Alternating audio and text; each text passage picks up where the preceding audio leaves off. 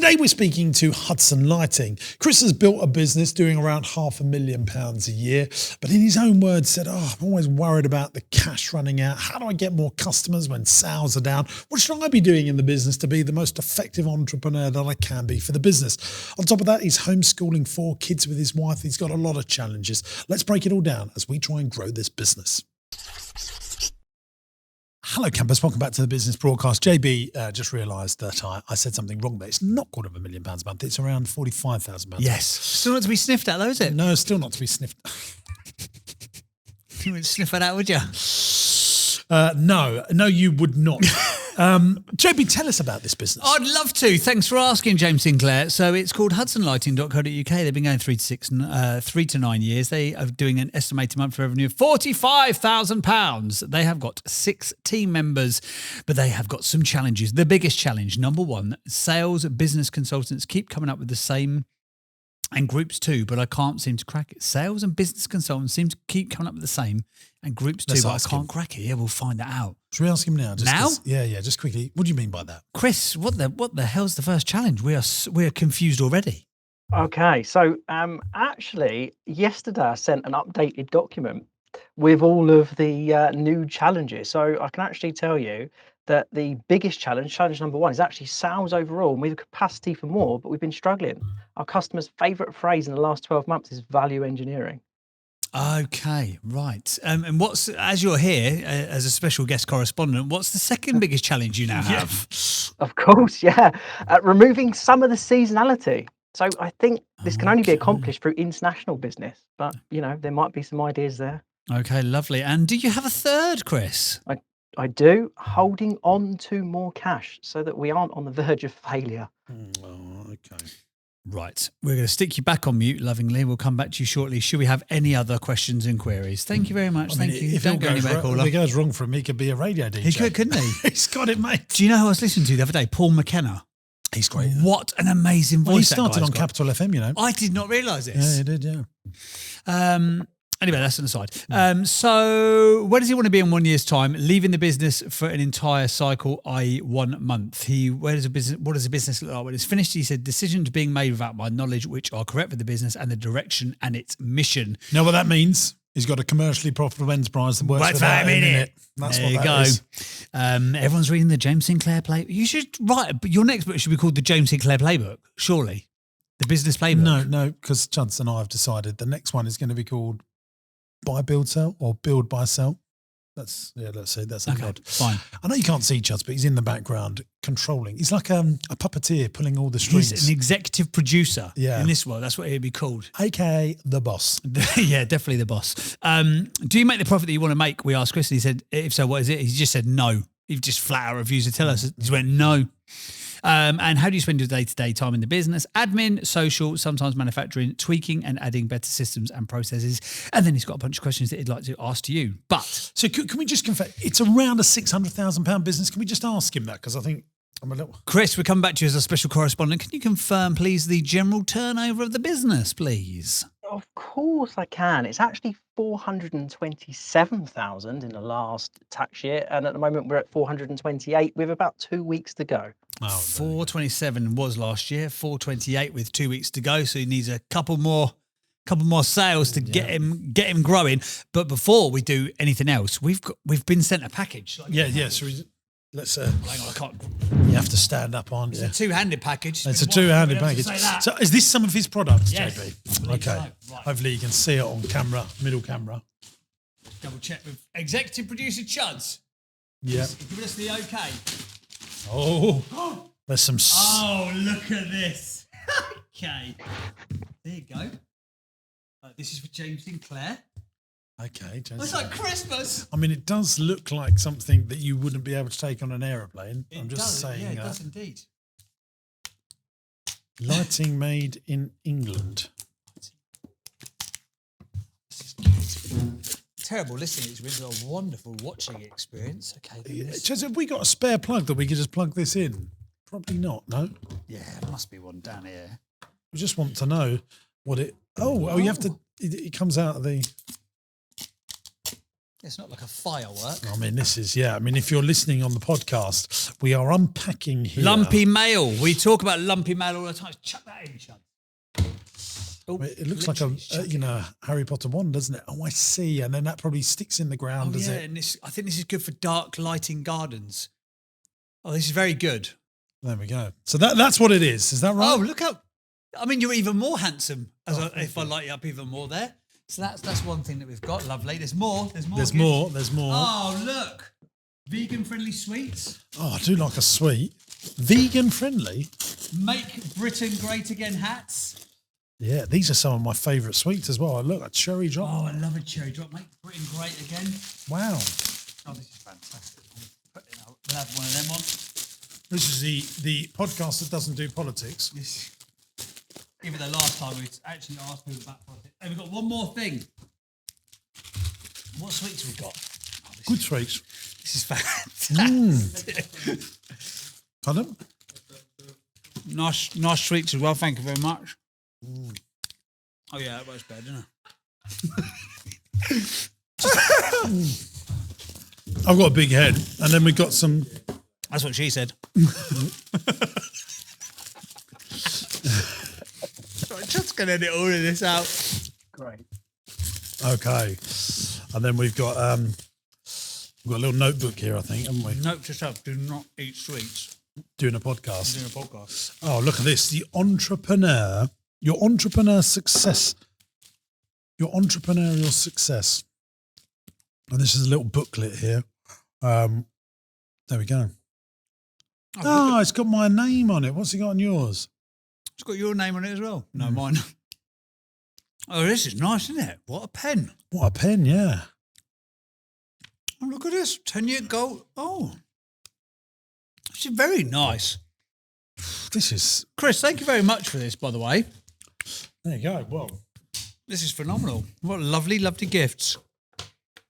Lovely. Good sweets. So that's what they do. They make notepads, pens, hats, and sweets. And it's a bit like lighting. You. The only bit you don't do is light him. I mean, these are the stickiest sweets ever. I'm struggling to open my mouth. Okay, right. So he's got 3 challenges. Sales are down. Removing seasonality. He said, I put Sinclair. Removing Sinclair. Removing seasonality and holding on to cash. I think the holding on to cash thing is something that a lot of entrepreneurs face. It comes in, goes out. That's what we call fast pounds. And I think the only real methodology for solving that is to make sure that you're investing some of those fast pounds into slow pounds. I'm just going to make that. I suppose in this sort of sector as well, you are having to cash flow it up front, aren't you? And you're probably spending the money out, 9 months before you're recouping it? Probably at the least.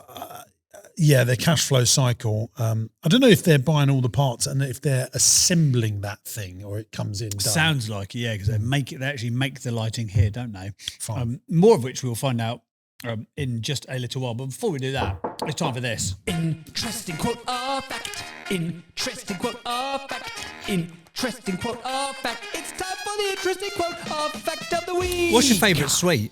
I think the like cherry drops with the sugar on, unbelievable. They're so good, isn't coconut it? mushrooms, they are great.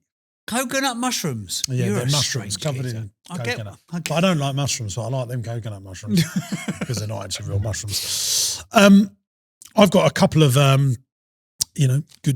Crowdsourced quotes. What are you going for? I'm going to go for a quote. This I actually read this in a book and I was like, that's such a good point. Saying no is not the priority of the privileged.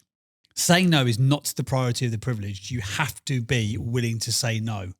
I think from the outside looking in, you can go, well, it's all right saying no when you get to a certain level, but no, getting to the certain level is a prerequisite of you saying no. You have to say no to more stuff. I think that's a big trait of success, of mega successful entrepreneurs and business people. What they you say said- no more than they say yes, but Yes. when they say yes, they do it properly. What have you said no to that this year so far? That I went and looked at a big hotel last week, Oh, really? and I said no to buying that. Really? Um, Why did it not work? I think it would have needed a lot of capex, a lot of capital expenditure to get it to where I wanted to get it to, and there's just better deals available, and that's why I talk about. I'm going to take this off. That's why I talk about going and seeing businesses and deals. If you see lots of things, you don't get excited about just seeing a Yes. few things. When you first started out, did you just get like when a I've deal tried came that method with Nats, my wife, in terms of women, but it's not going down. Look what these other options I've got. Yeah. Well, go on and just pick one of them then. Oh, that backfired. Yeah. Yes. But when it comes to deals and businesses, like there's always another bus coming along. So Yeah. just choose the right ones.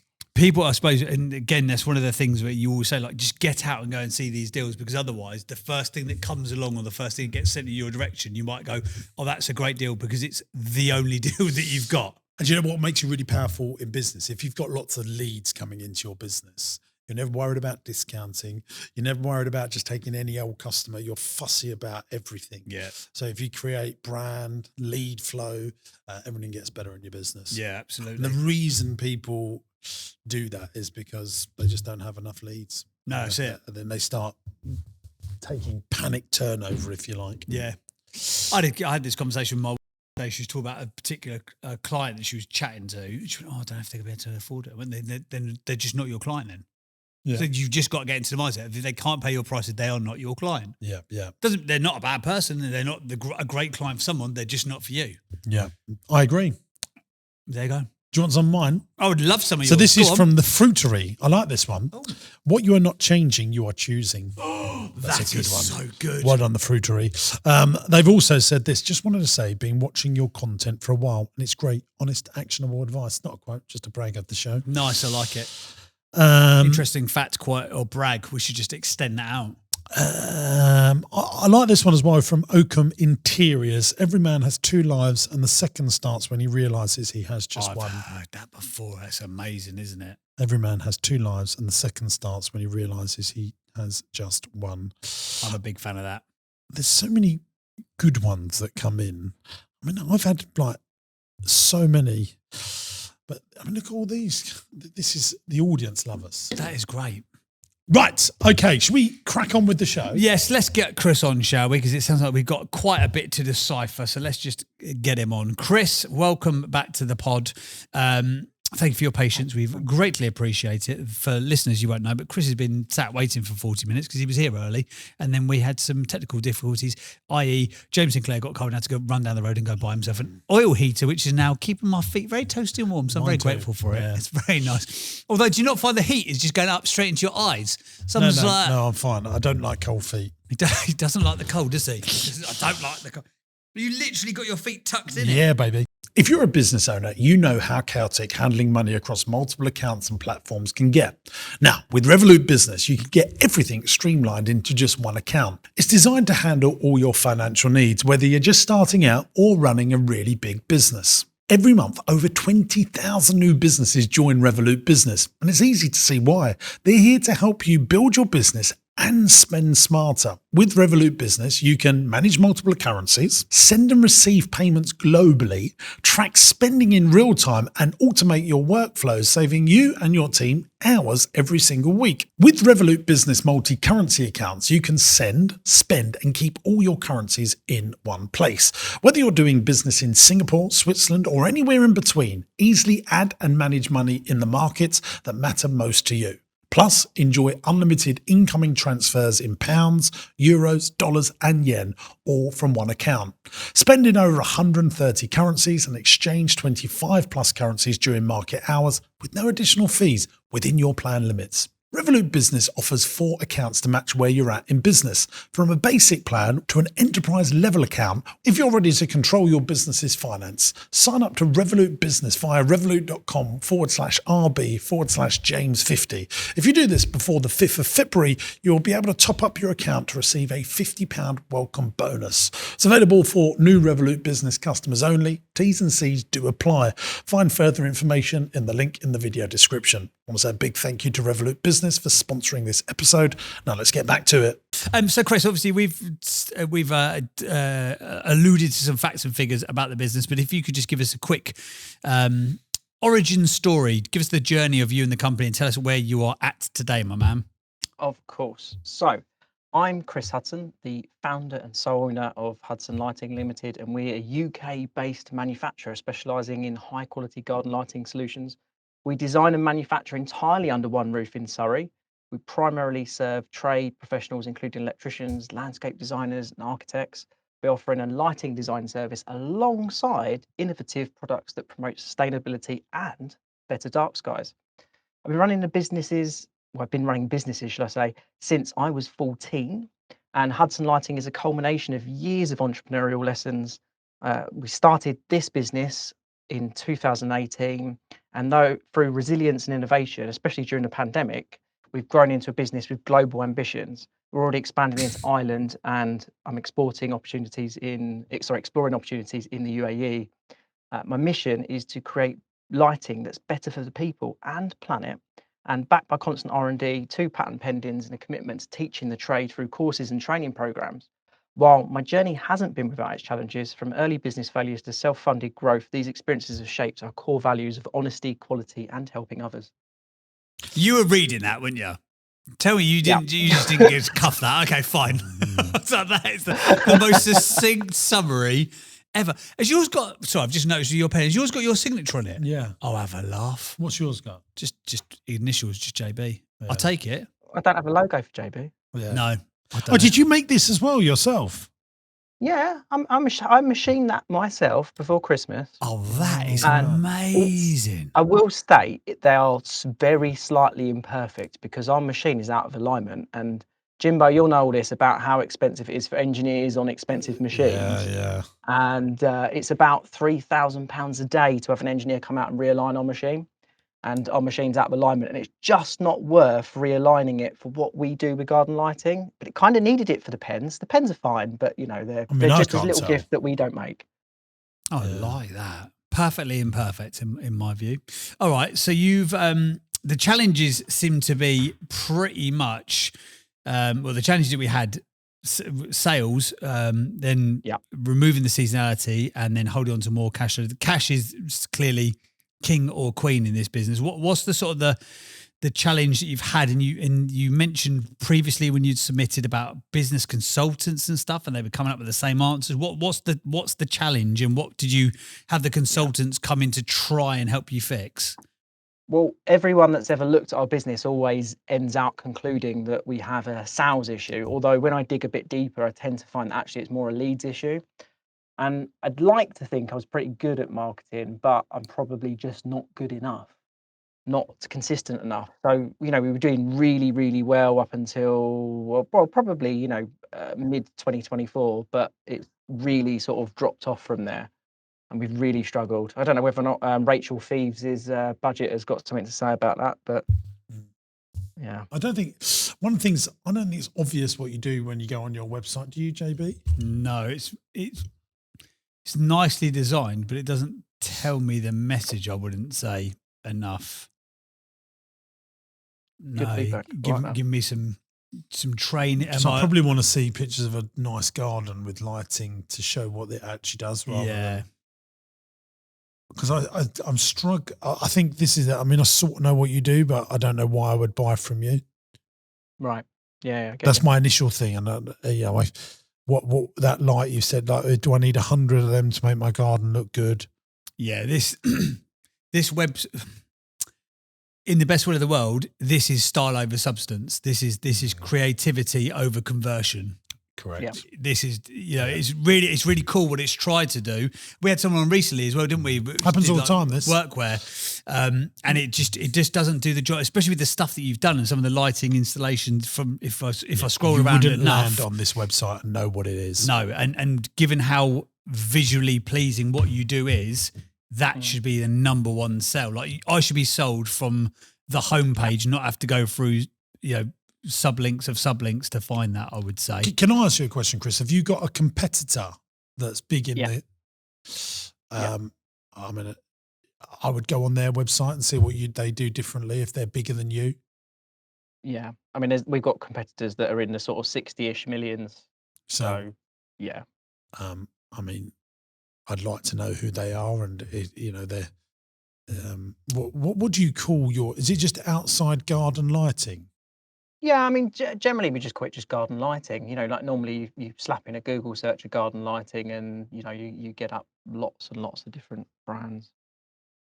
So I've got a pal of mine who weirdly I've known for years and years, and he went off to New Zealand to go and find himself, and he went there and he did find himself, and he came back a completely different human being, and he started a gardening company off the back of it, which is called Willow Alexander.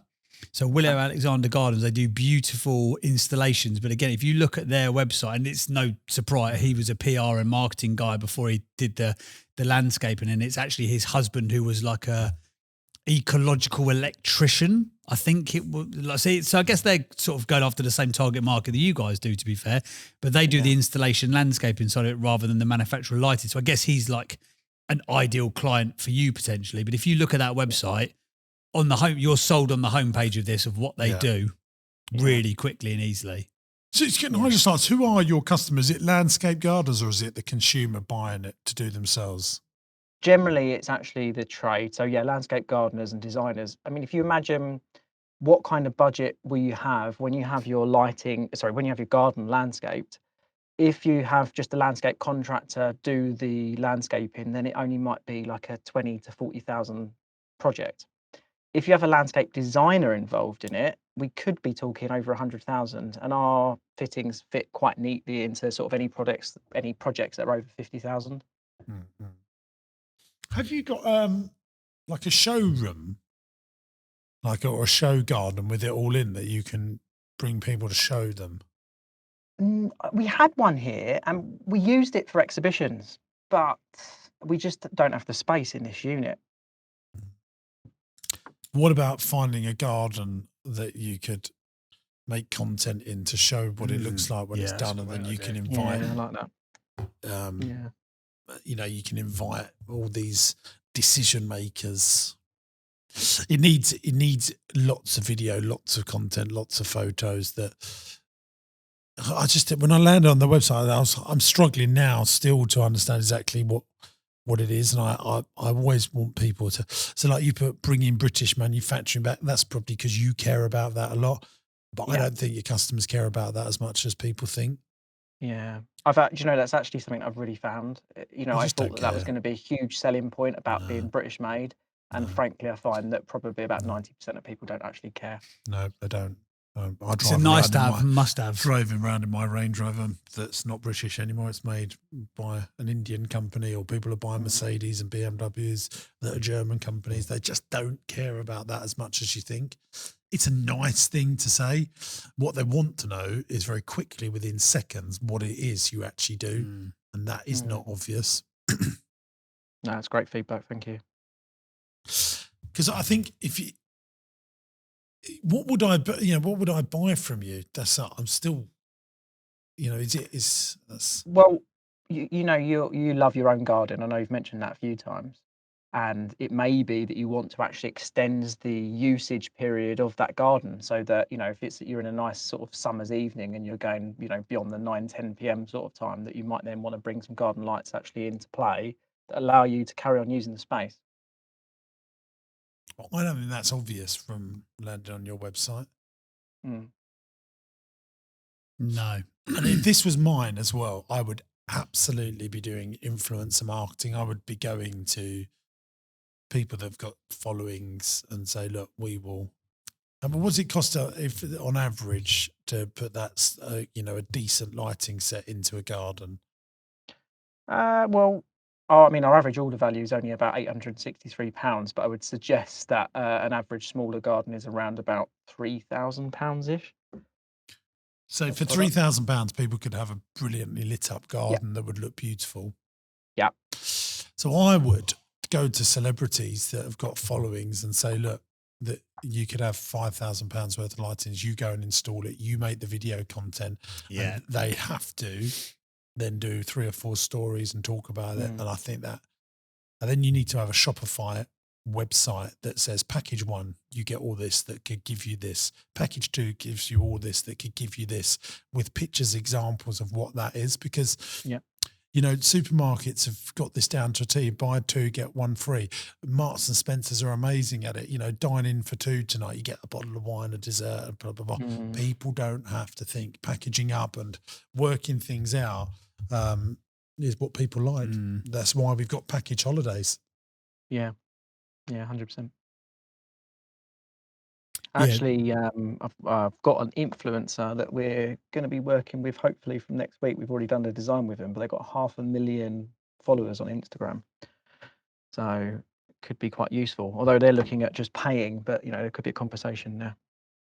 Well, no, let them pay. Don't turn that down. It's just, that's, I'm not asking you to do that. But if someone, come up with, sometimes the people that have got 30,000, 10,000, have more power. But, even landscape gardening influencers, you go to them and say, look, blah, blah, blah.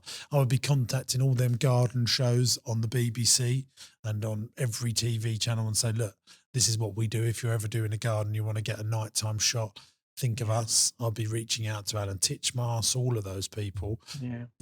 I think it's much easier than people think to get hold of those people. They love a freebie, them lot as well. Yeah. They love a freebie. Also, with that regard with the influencers, don't think that one person is going to help it pop, because I had somebody come into the podcast with me and they had 500,000 followers, really, really engaged audience. And I tracked how many downloads that they drove through their socials, and they punted it hard. It was 96. And that wow. We weren't asking for any money or anything. It was like, would you want to watch this YouTube video? And they were big on YouTube, and it drove 96 clicks. So just don't get sort of beguiled by the 500,000 followers, because it might do next to nothing. You need 10 influencers and you're doing different projects, and you need to not only, a great example of someone who's been on this podcast or is in your world is Garage Style. Yeah, that was a brilliant brand called Garage Style.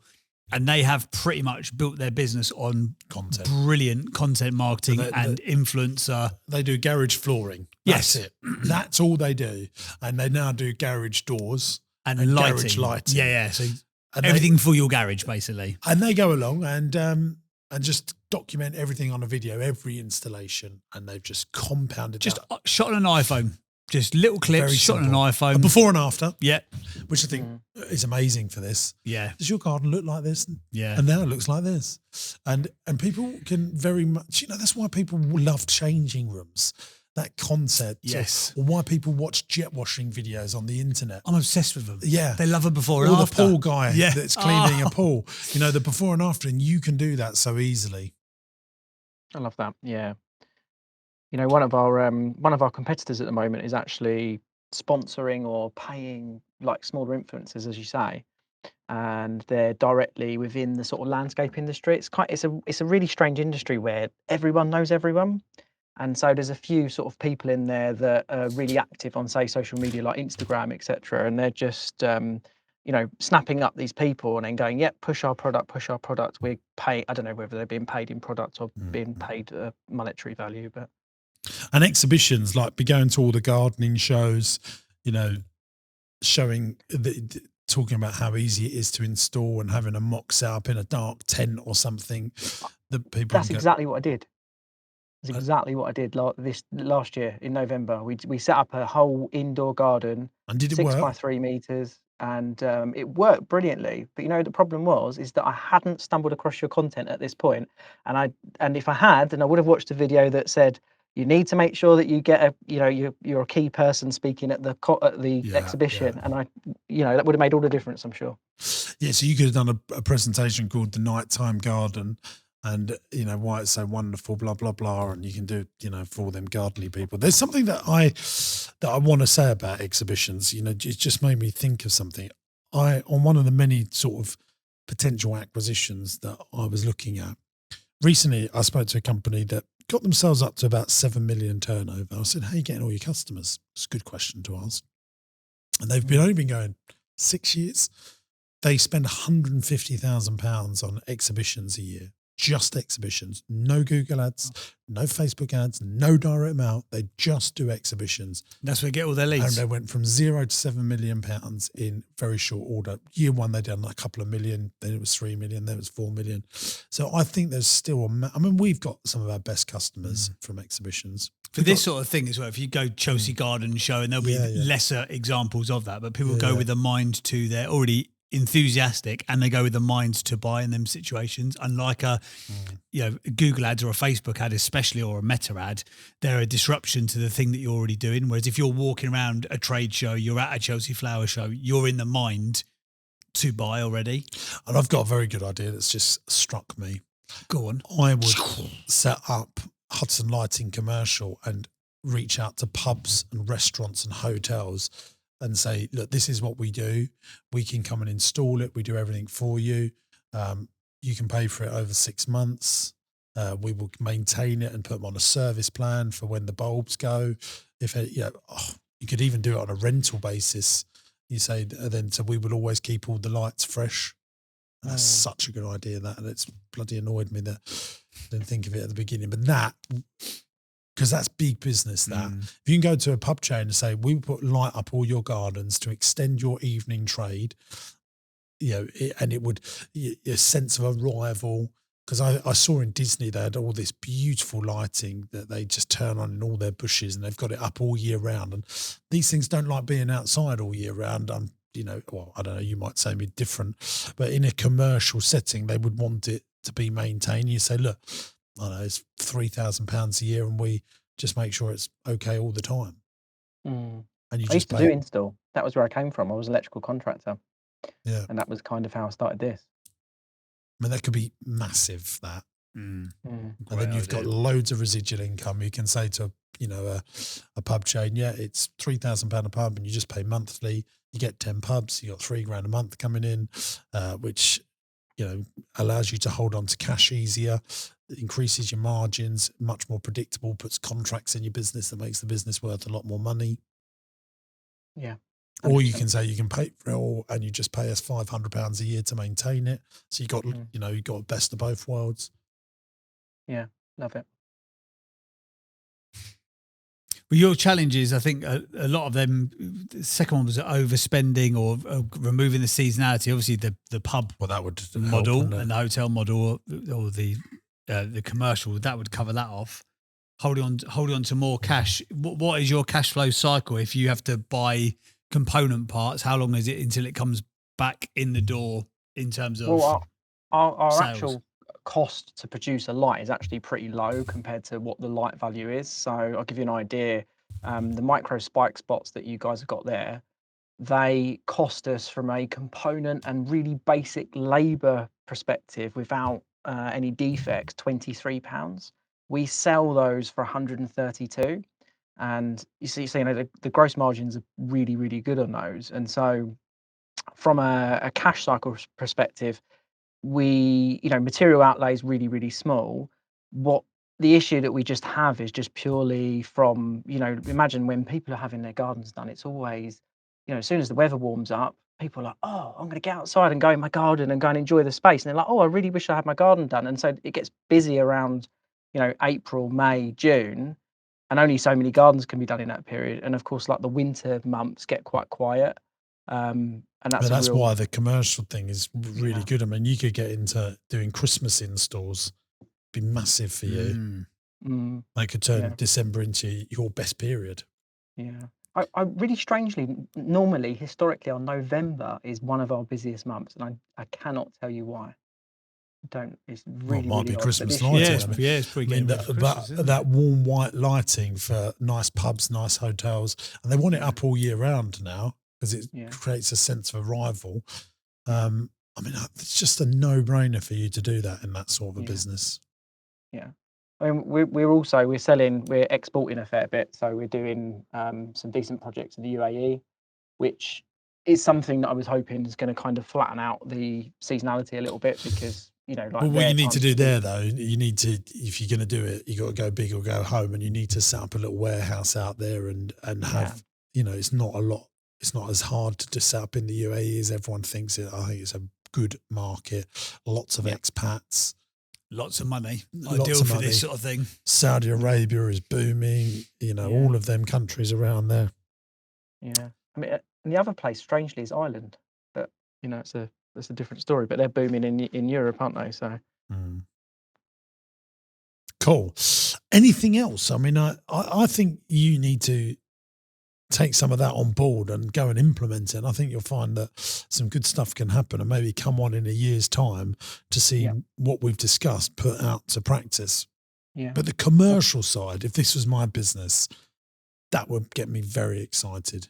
Imagine if you went to zoos and visitor attractions and said, look, these are all the lighting stuff we do, and You won't make the margins of 23 to 132, but you would get the ongoing maintenance contracts, which will give you super, super predictable cash flow. Yeah, totally get that. I think that's a really good idea to explore. Definitely. And for a lot of those venues, if you could offer that, then that gives them an opportunity to trade at times where they couldn't. Absolutely. Absolutely. You guys are kind of set for it, like a place like Marsh Farm and Lee Valley and stuff, because you've already put the infrastructure in place, haven't you? But in terms of like the pumpkin picking and the Christmas stuff I think hotels and you'd have to. I would, if it was mine. You don't have to do this, but this is what I think. I would say to a hotel, let me just put it all in for you, see what it looks like. And if you don't like it after 28 days, we'll take it all away. That is risk reversal stuff. And no one's not going to like how it looks, are they? And then they're going to go, okay, I'll buy it. Can I pay over? Can I rent it? Can I buy? Like that. Yeah. And then you get a load of content from that because you could, I'm sure you could put it in. I don't know how that all works and the feasibility of it, but God, that could be very powerful. Yeah, absolutely. You'd submitted some questions. God, I can't get my words out today, mate. When you originally submitted, I've got them in front of me now, so I will happily ask them to Jim if you want, or have you updated those as well? Yeah, I sent you the updated ones yesterday as well. Okay, I haven't got them in front of me at the moment. Okay. Have you got them in front of you, and you can just chuck them straight at him? Go for it. Of course. Yeah. So question 1: I've tried employing a salesperson before. It resulted in failure. My fault for not spending enough effort to find the right person. I'm considering hiring a business development manager, paying a higher salary at 50k plus quarterly bonuses based on KPIs. To do this, though, I need to take on more personal debt. Do you think I should? No, I think you should be the salesperson and the person that drives the income. And then get someone else to run the business. James, James and JB, you both got kids, right? I've got 4 kids, and my wife homeschools them, and I'm struggling to get away for more than a couple of hours. Like I used to do like the exhibitions, traveling right up and down the country and everything else, and now that is like a no-go. So I'm really struggling getting face to face with people. Well, you have to have an awkward conversation and say that I need to go to work. Yeah. Because frankly, feeding 4 mouths and doing the homeschooling thing only works if you can afford to pay for it. And that's the reality of it. And you could do it, in a humble and respectful way, but that conversation needs to be had. This is, going to conferences and exhibitions is not a nice to have. It's the difference between, this working out and not, frankly. Yeah, totally. Okay. All right. What, is she not supportive of what you're trying to do?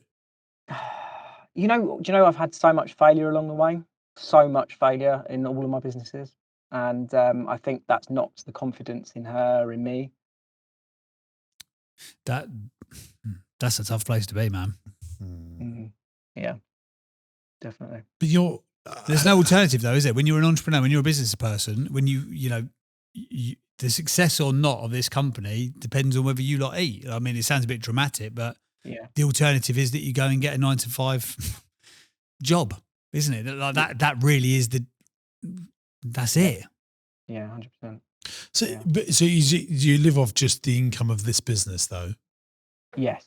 Yeah. Both myself and my wife are paid out of the business. But surely she's going to want it to make more money, so you've got more money as a family. She does, but it's hard. Sometimes it's hard with kids. One of our children is being tested at the moment for autism and ADHD and whatnot. So that added with homeschooling, 3 others is pretty tough. And I think she thinks, you need to help me. You need to help me. Or she does say that a lot. So. You can't grow a business part-time. No. You just can't. I know that'll get a load of hate in the comments on YouTube, but you can't build. I just don't believe that you can. You can have a side hustle. For sure. Yeah. But then you need a day job, which is going to take you out of the house from 9 till 5 anyway. And that's the problem, I think, sometimes with the entrepreneurial thing, because it looks like you're choosing your own calendar, because it looks like, if you enjoy it, it also looks like fun. But it's not work, and if you were someone who was to make ends meet, having to go and do 12-hour shifts in a factory, you'd be applauded and patted on the back and good on you for a great work ethic. But because you are choosing the hours, then it's not always received in that way. But I think that's a personal conversation that you and her are gonna have to have. And maybe the reality of the conversation needs to be along the lines of, look, we can tick over and just about get by, but we can't. So how many hours are you putting into the business a week? So I do 6 a.m. to 4 p.m. What is that in hours? 10. Standard.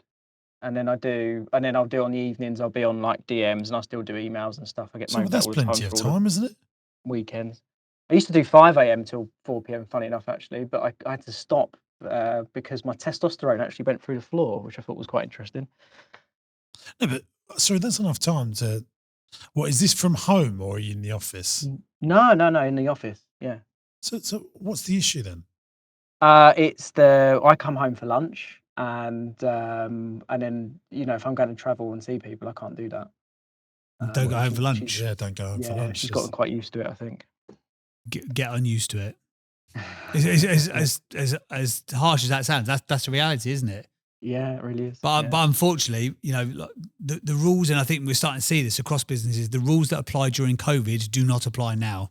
This relaxed attitude, this don't come into the office, I'll pop in one day a week if you fancy it. Like, we're starting to go back the other way because that's what the world requires to get stuff going, isn't it? And in economic downturns, I mean, in COVID, governments were printing money like left, right, and centre. Everything's very easy. Now it's not that. And, hard work is how it's going to happen. I mean, I feel for that situation. Yeah, that is tough. But I mean, the answer, what I would say is you employed someone to help your wife look after the kids. You have someone. That's what I think. Yeah. Between 10 and 3 that helps your wife around the house so that you can grow the business. Or that they do the schooling, part of the schooling for them, or get a tutor. Absolutely. To give your wife a couple of hours break, that is a better use of money. Yeah. Is she not keen for that? Especially when you look at it from an hourly rate perspective. Is she not keen for that? I've asked just about, getting in someone like a cleaner, and she's just like, I don't want a stranger in the house. And I'm like, well, would you not rather not have a tidy house? But again. I think also these conversations, the outcome that you get is predicated often by how and when you have it. Because quite often these conversations come up when she's getting stressed. You go, you're not here. Well, why don't you get a cleaner? Like, that's not the time or the way to have that conversation. I think, and also if she's lacking confidence, because my heart broke for you, he said that. I think she's lost confidence in me. Like, that's a horrible, horrible place to be. But, again, if she's been with you through the highs and lows and she's had to weather the storms as much as you have, then maybe you need to resell her on the vision of what you're creating and going, look, this is what I'm trying to do. This is what 5 years' time looks like for the company, which in turn, this is what our family life looks like. 4 kids and homeschooling is a tough old gig. Very. Yeah. Chris, can I ask a question? How long have you been together? 12 years.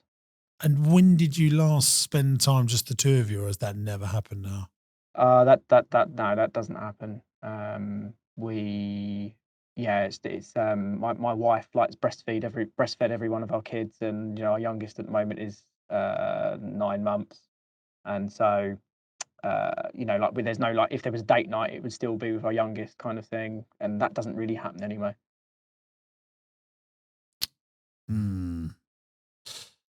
Yeah, I mean, I would be getting an au pair or a nanny tomorrow if that was me. I mean, that was part of if we was going to have more than 2 children, that was the deal me and Nat said. I said, look, if we have another child. Oh, really? It's that or I move out. Yeah. But we didn't. I went and had a procedure, so there is no more baby Sinclair. But I mean, my dream, I would be complete in life if I had like a housekeeper that lives on site. We have someone, Anna, amazing, come in 2 or 3 days a week, but I would have someone. It sounds really showy, but here we go. I love this. You get so uncomfortable about it. We have a cottage. I was about to say, tell them about the second property on your property. Don't be ashamed of yourself. We have a cottage where I live next to my house on the estate. And I would love, my dream would be to have a housekeeper and their partner to look after the grounds and everything. But we're not allowed. We're not allowed. And I mean, every time I bring it up, it goes into a big argument. Really? Yeah, I mean, I've moved out many times over it. What, to the I mean, cottage? my dream would be I'm leaving. my dream Can I have some milk? my dream would be to live in a hotel. That would be my absolute dream. To live in a hotel? Oh yeah. If I didn't, I would live here. If I didn't have Nats and the children, I would be living at the Would you? hotel. Really? Yeah. Imagine getting out of the shower and your bed's made. Oh, yeah. Time saving. Getting out of the shower. How good's the service here? Call it down. I'm getting in. It'll be 4 minutes. Yeah, I'd honestly, I'd love that. Yeah.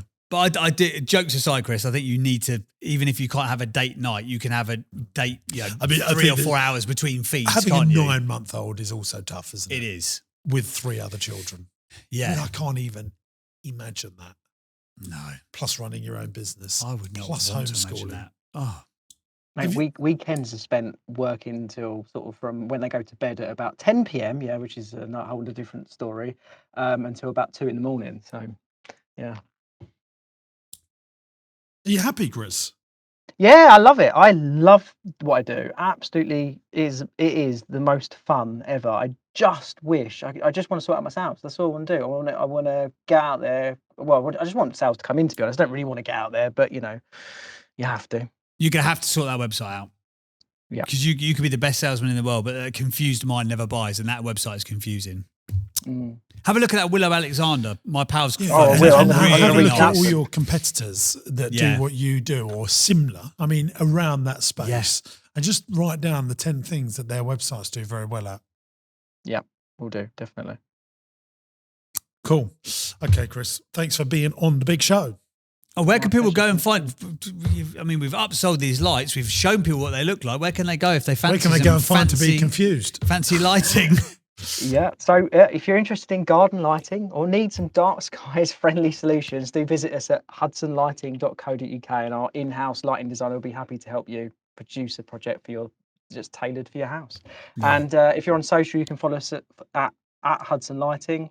And if you want to follow my journey, you can also do the same on YouTube as well. There you go. Awesome stuff. Well, we wish you well, Chris. All the best with your entrepreneurial ventures, and thank you for being on the pod, my man. Have a great day. There we go. Thank you. Cheers, Chris. Thanks, mate.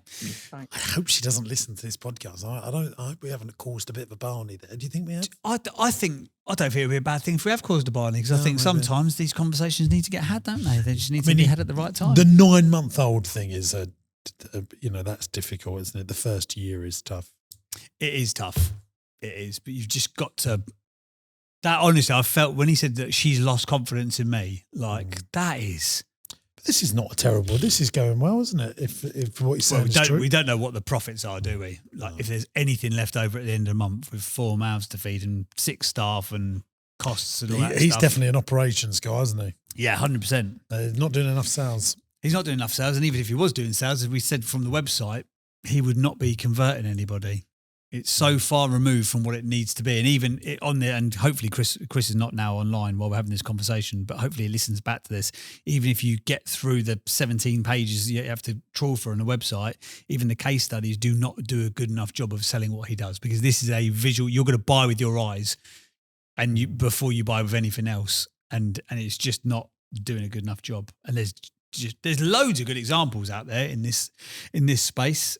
It just needs to go and copy and paste. Sometimes people overcomplicate, don't they? Like I say, they go after we're made in Britain and this is amazing. You know, the stuff that you sent through to us and all of this is great. But but people don't. I mean, I think it's important if you're a politician. You know, I think that's the point here. That's definitely worked for certain political parties. Hasn't it? Yeah, but that's not the case for when it comes to garden lighting. I think if you've got a made in France thing and a made in Britain thing and it's the same price, that might give you the edge. But if the made in France thing is cheaper and better. When was the last time you bought garden lights and you looked at their country of origin? I mean, sure, you don't. On the estate, you don't get involved in day-to-day things, do you?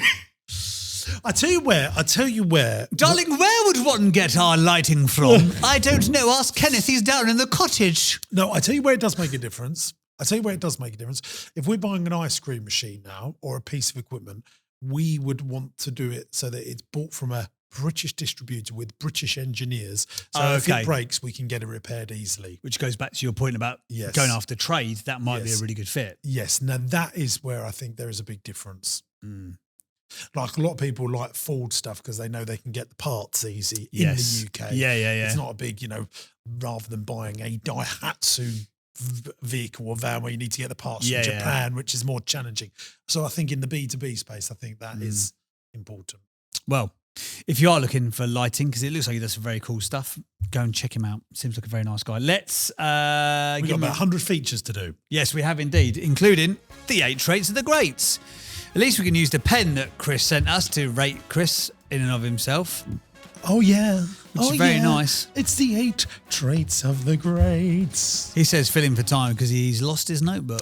No, start with the end in mind. You felt the weight of this pen, by the way. I mean, you could clobber someone around the head with this. I'm going to keep it in the car as a weapon under my seat. I'm going to cancel my PT session and go, why have you cancelled it? I just wrote some notes. No, get some questions. I mean, how come your wrist is so strong? Don't ask questions. I've just been writing a lot. Listen to that. Jeez, it's dents in my book. Come on in. Starting with the end in mind. Oh, I think he has that. Passionate, yes. He's definitely got that, yeah. Untold amounts of resilience. So a lot of failures, carried on. Yeah. An innovator, yes. Commercial awareness. No. Relationships with people. I mean... What? The most important relationship sounds like he's not able to communicate. So the value of communication is how it's received by the intended party. No, I'm not trying to split them up. I'm just saying, like, no, we don't. Well, we don't know, so we have to give him a 0. Okay. Master marketeer? No. Stay teachable? Yes. Definitely. He's got Tot it up.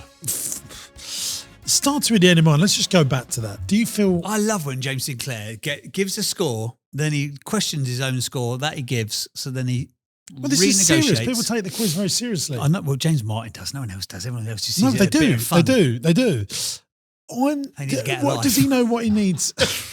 Chill out. It ain't that deep. Does he know what this thing looks like? I don't think he does. No. All right, so he's got 4, ladies and gents. Okay, fine. It's number 4. Knock on the door. It's not too poor to score a 4. But he could be doing more. Right, it is now time. What? I've developed a cough since I've been here, haven't you? Which I'm really looking forward to because I've got to go to flipping Nuremberg and Blackpool over the next 48 hours and I just wanted to be well for it. Well, you need to go. Is there Holland and Barrett here? You need to dose up on... What have I got here? I'd like to thank my sponsor, Strepsils. Yeah. And Nurofen. I can just, you can just tell. I can just tell. Do you know how I can tell? We're in a massive room with so much space. You decide where you're going to cough. There, just there, right in the microphone, so everyone else can get your germs. By the way, if you've got germs don't travel down the podcast ways. They might do. If anyone else has got a cough off the back of this, please feel free to put in a complaint at jamessinclair.net because you've vicariously got yourself ill. Right, it's time for this. Here we go. Time for the business quiz. Come on now. It's Jim versus JB on the quiz that's businessy. Business knowledge and it's Look at that pen. Which one's clever and which one's dumb? Izzy Wizzy. Let's get quizzy. Right, it's the point of the show where Producer we normally have a folder, and inside the folder is a question. Printer's not working, so we haven't got that, but we've come up with something even better. That's right. Just when you thought the quiz can get any better, we bring in the sexy voice of Quizzical Chuds. Live from Lincoln. All the way from Lincoln. Shire. Which bit are you from? Skeggy? No, north of Lincoln. Whereabouts? Brig, specifically. Oh, Brigadoon. Population of 12. No one's heard of it. Right. Quiz called Chuds. Yep. Chuck the business quiz at us, baby. The Las Vegas Strip is the most expensive tourist attraction to light in the world. Oh. How much is the electricity bill annually? What are we doing? All the hotels, Chuds? The Las Vegas Strip is the most expensive tourist attraction in the world. How much is the electricity bill annually? See is it the hotels or is it just the Strip? Yeah, it looks like it. I mean, from the photo that the team have designed. Okay. Well, that's going to be a lot. It is indeed. If it's the hotels as well. What was the answer to the sphere one that we had a few weeks ago? Because we actually asked that, didn't we? You know, the big sphere, the big globe that they built. What was the question we had around it? How much it cost in electricity to... I can't remember what it was. It was monumental, wasn't it? Yeah. We got some... I think we're just going to have a stabby guess here. Okay. I think it was 500 grand. A day. No, for the month. For the month, yeah. Just for the sphere. That must have been like 20 episodes ago. As reigning champion, I'm taking this very, very seriously. I'm going to go with $50 million a month. It's a lot. It's a long way and a lot. We're looking for an annual answer, please, James Sinclair. $500 million a year. Half a bill. Half a billy. I mean, they're very... When I think about what it... I'm spending... This hotel is $3,500 on utilities a month. Yeah, Marsh Farms $5,500. I can... Wow, is it really? A month, yeah. So this is just the electricity. Don't forget. So you're saying $500 million. You're saying $500 million. For all the hotels. For the strip. Stop going into the specifics. Start digging yourself a hole I you can think get that out makes of sense, later. because if it's just the street lights, no. But if it's all the hotels, that's what I'm saying. It's all got air conditioning as well, isn't it? We're just talking about the electricity. Yeah. Well, how do you think electricity works? Coal? Oh, do we say Sorry. Wind up. What's the electricity bill of the strip? I know that's quite general, but... I'm going to go. I reckon it costs £1 million a day. I'm going $365 million. James Sinclair's going $500 million. And the answer? The answer is 443 million. Damn it! Give me that. Fine. Give me that. The Good Las guesses. Vegas, the Las Vegas Strip has over 12 million lights, including neon, LED, and incandescent. I didn't know they had incandescent still. I thought because of global policies, it was all LED. The Sphere has 1.2 million LED lights. Yeah. The Strip's lights are so bright that Las Vegas is the brightest city on Earth at night when viewed from space. Oh, there you go. That makes a lot of sense, doesn't it? Doing their bit for pollution. Have you ever been to Las Vegas? No. I have 7 times. Me and Have Chuds you? have been together, haven't we? I'd love to go. I was listening to a podcast today about going climbing expensive there in now. the canyons. I want to go climbing. It is the most rip-off city that I've been. It used to be so cheap. Everything was subsidised. I loved it. But now, very expensive place to go. Yeah. I've got something that I want to add in. A little Here feature we go. Win of the week. Win of the week, you say? Winner chicken dinner. So if you've got a product, service or idea, something you'd like to share with us that you think would be useful for the audience, or really good companies that have got really good systems and processes that would help entrepreneurs. So I've got a couple of things. Oh, here he goes. I do one actually. Go on, yeah, do one, then we can do another one next week. Half an hour's time. This is... Hang on, he's not in the shot here. Oh, yeah, sorry. Executive producer Chuds is fuming. There we go.